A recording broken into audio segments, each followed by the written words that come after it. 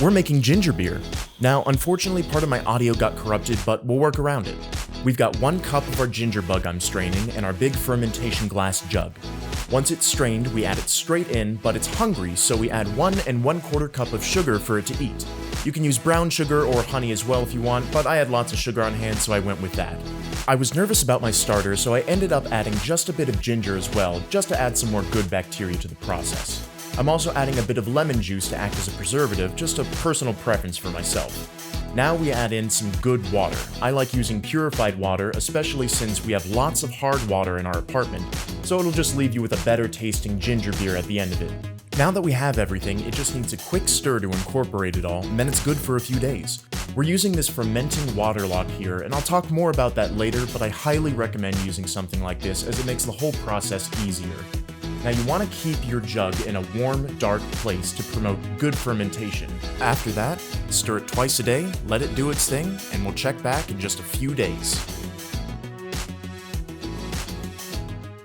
This is the ginger beer check-in, so I'm just gonna go ahead and show it. Ooh, yeah. This is about day 4.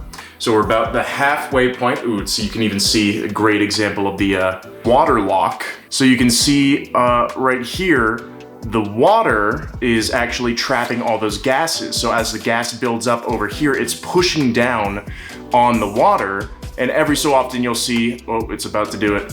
You'll see a little bubble just pop up to the top. And that just keeps it safe from any outside bacteria while still allowing the gases to escape so it doesn't explode over me and everything else. I'm gonna crack this guy open and see how we're doing with it. So I'm just gonna give this a little stir here, bring up some of the stuff on the bottom.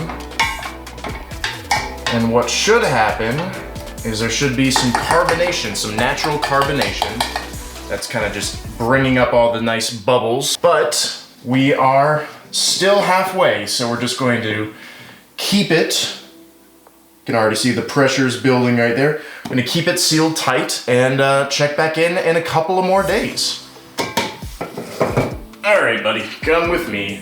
That's our little check-in. I stir it every day or so just to make sure that it's kind of like moving all throughout the liquid. It doesn't take much maintenance other than that. Every couple of days, I take a little spoon and I just taste a little bit of it just to see how we're doing. It's been perfect this time around, which is unheard of for me. But if there is a little dryness to it or there's a lack of sweetness, then I would add just a couple of tablespoons of sugar, just enough to give it some food to eat, keep that reaction going, keep it nice and sweet for us, without overdoing it on the sugar, because if we add too much, then it's going to kill off all the nice bacteria that we've been working hard to build and grow in this whole process. It's looking good so far, so hopefully in 4 days' time, if everything goes well, we are going to strain some of that liquid and then put it into our individual swing top bottles for the second fermentation process.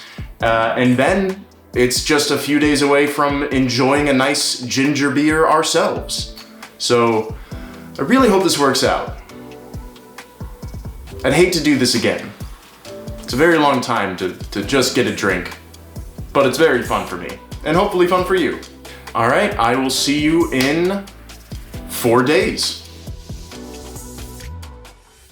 Starting off, we're just prepping our bottles here. I like boiling a bit of water to swirl around just to clean them out before adding our ginger beer in. It doesn't need much, just enough to shake and touch everything on the inside of the glass, and then dump it out in the sink. This also helps remove any dust or particles left on the hard-to-clean inside of these fermenting swing top bottles. Bringing our big jug over to see how we're doing, we see that we have bubbles. You should even be able to hear the fizzing sound when you open it, but bubbles are a great sign. Now we prep a large bowl and our strainer to filter out the bits of ginger that we added in. If you have cheesecloth, that strains it even better, but I think a mesh strainer is also just fine for this job. Now it's time for second fermentation. I add a teaspoon of sugar to each bottle for the ginger to have some food once we put it in, and then it's time to divide our ginger beer evenly between the bottles. I'm using a small measuring cup and a funnel here just to make the process mess-free as much as I can. Now we just have to close them up.